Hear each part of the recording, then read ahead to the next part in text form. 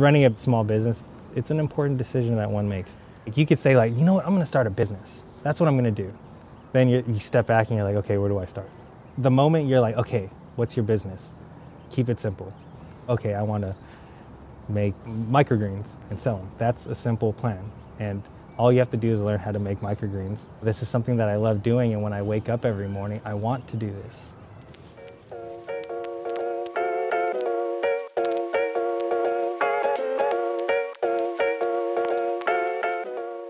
My name is Oliver Gallo.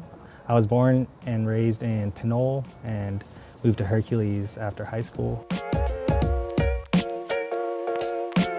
I started growing microgreens probably like 6 months before I decided to do the business. My grandma, she owned a restaurant in the city throughout my whole childhood. You know, every time we would visit my grandma, we were always in the kitchen with her or, you know, at her restaurant, like helping her pick bean sprouts. I knew what it was like to have a family business in the food industry.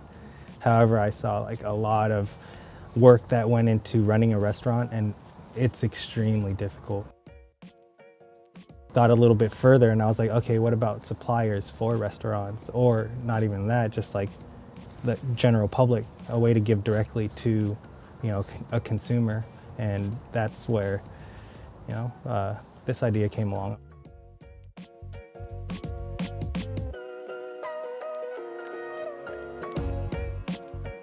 There's two types of medication that you take, and it's either to prevent something from happening or to treat something that has happened. My whole approach in health is be able to prevent. And in order to prevent, you have to give your body everything that it needs. There's a lot of minerals and vitamins that your body can't synthesize on its own. You need to find sources that would give that to you.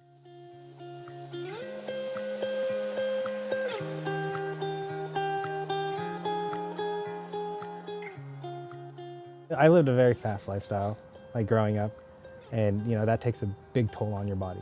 By like 30, I was like, oh my God, like I can't even roll out of bed. And yeah, that's where microgreens came in.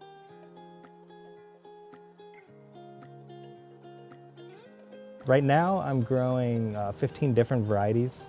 They range from your regular greens like kale and arugula, and then it goes to some of the vegetables that you would eat like broccoli, radish, rutabaga, and then even some herbs like cilantro and basil. This is radish right here. This is ready to go into the light. So what I do, I take off the top tray. So we just slide these over into the light. So once it's in the light, that's where it starts to, you know, form into the microgreen. This is radish after 5 days in the light. So if you're comparing from, you know, straight off of the germination rack to about 5 days. This is after 2 weeks of radish being on the rack, and this is ready to harvest today. So you can see a big difference. From seed to harvest, it ranges between 16 days to 21 days. I like to extend the microgreen growing process to, it makes your product so much better to harvest it just a little bit later. Yeah. They all have a different taste and a different texture. The 3 mixes that I sell at the market are actually, the surviving mixes of about 15 different mixes that I tried. But figuring like, oh, okay, arugula has, specific like peppery taste. I think this would taste really good with curled cress. And I'm like, okay, this is perfect.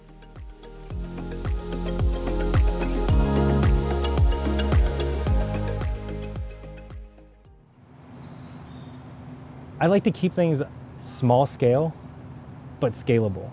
Upgrading this to a storefront, like a retail storefront, having like 3 markets, having a retail space to sell 7 days a week. If that kind of model could sustain in this community, like I could take what I'm doing here and go to the city, open up a retail location, join 3 farmers markets, and that should sustain. The whole point is to be able to grow locally, so you could tell someone this was grown 10 minutes away from you.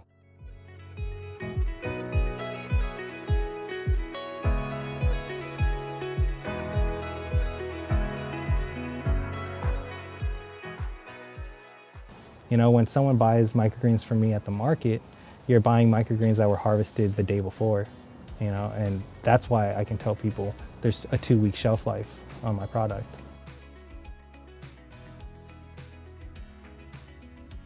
I'm a firm believer in knowing your farmer in order to like know the food that you're eating, and you know, being able to meet people and let them know I grew this. It builds trust, it builds a stronger community.